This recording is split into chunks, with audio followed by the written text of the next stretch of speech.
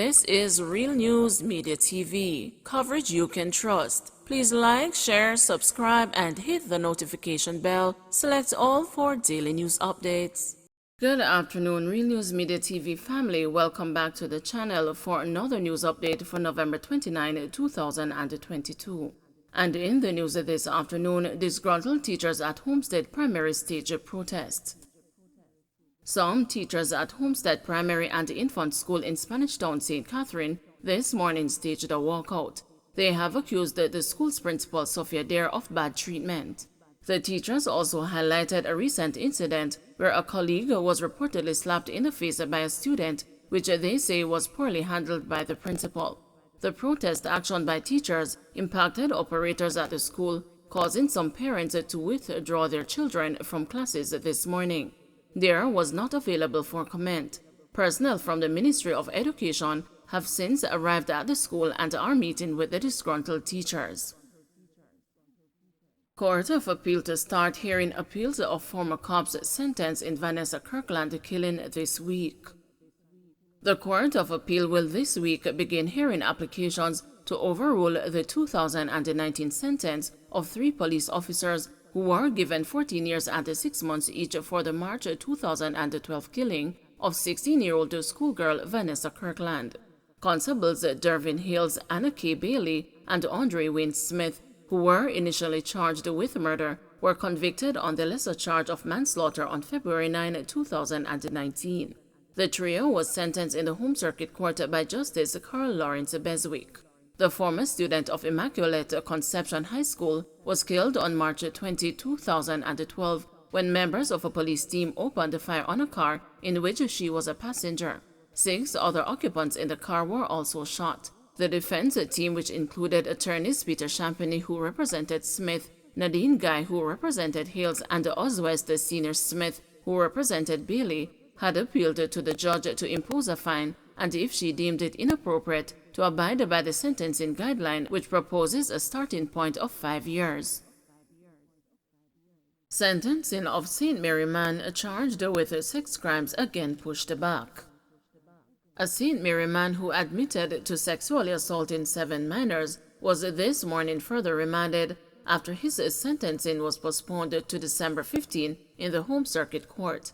Sheridan Shepherd, 38, previously pleaded guilty to 6 counts of buggery, 5 counts of indecent assault, and 1 count of grievous sexual assault. His sentencing hearing, which was scheduled for today, was delayed due to the unavailability of his lawyer, Christopher Hibbert, who is involved in a trial in the St. Mary Circuit Court. The case has been hit with several delays since Shepherd pleaded guilty, reasons for which are unknown. Shepherd was arrested and charged in June 2021, following reports that he sexually assaulted several minors between 6 to 12 years old at the time. Residents reportedly got wind of what he did, and he was attacked and severely beaten. He was subsequently taken into custody and later charged. Paulwell to return to court on December 7 in gun loss case.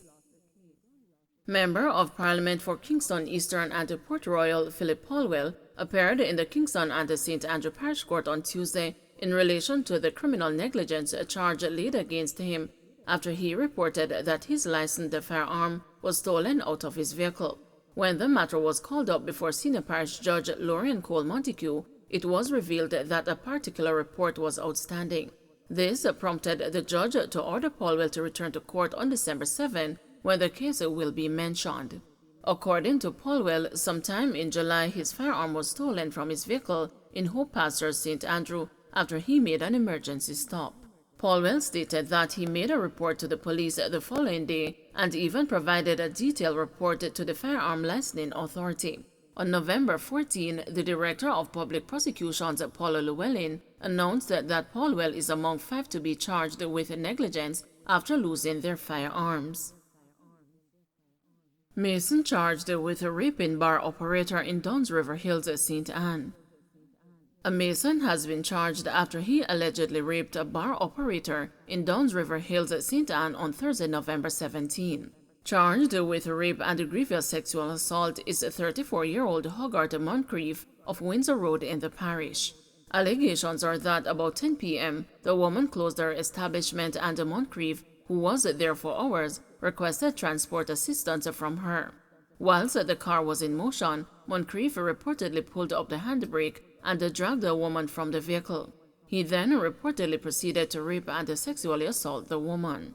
A report was made to the police and an investigation launched. Moncrief was subsequently arrested and charged after being pointed out on an identification parade. Higgler charged after allegedly pointing gun at man in St. Catherine. A Higgler of Portsmouth, Waterford in St. Catherine has been charged with assault at common law and illegal possession of firearm stemming from an incident that occurred in his community on Tuesday, November 22. The Higgler has been identified as 29-year-old Shan Lewis. Reports are that about 11:15 p.m., Lewis allegedly approached a group of men sitting inside a park and pointed a gun at one of them. The man reportedly ran to escape injury and reported the incident to the police. Lewis was later apprehended and charged following an interview. U.S. government commits U.S. $34 million to Jamaica. The United States government will be increasing its investment in Jamaica with some U.S. $34 million committed to violence reduction, combating human trafficking, cybersecurity, energy security, and initiatives to boost the economy. Details were provided by Undersecretary of State for Political Affairs Ambassador Victoria Newland at the U.S.-Jamaica Strategic Dialogue held recently at the Ministry of Foreign Affairs and Foreign Trade in downtown Kingston. Newland said that the State Department's Bureau of International Narcotics and Law Enforcement Affairs has committed to doubling its budget for Jamaica, providing U.S. $3.5 million in annual support to jointly tackle crime and homicide. It is expected to be in effect next year.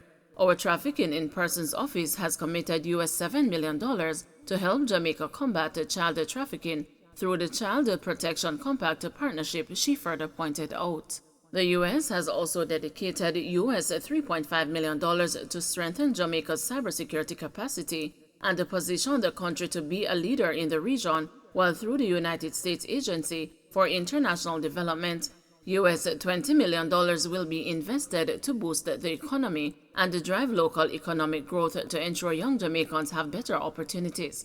Newland said the Jamaica-U.S. partnership will also facilitate support for climate adaptation, strengthening of energy security, and the development of clean energy projects. Meanwhile, the ambassador noted that with assistance from U.S. law enforcement, the Jamaican government successfully extradited 23 wanted criminals to the U.S. for serious and violent offenses, including murder, drug trafficking, abuse, and financial scams.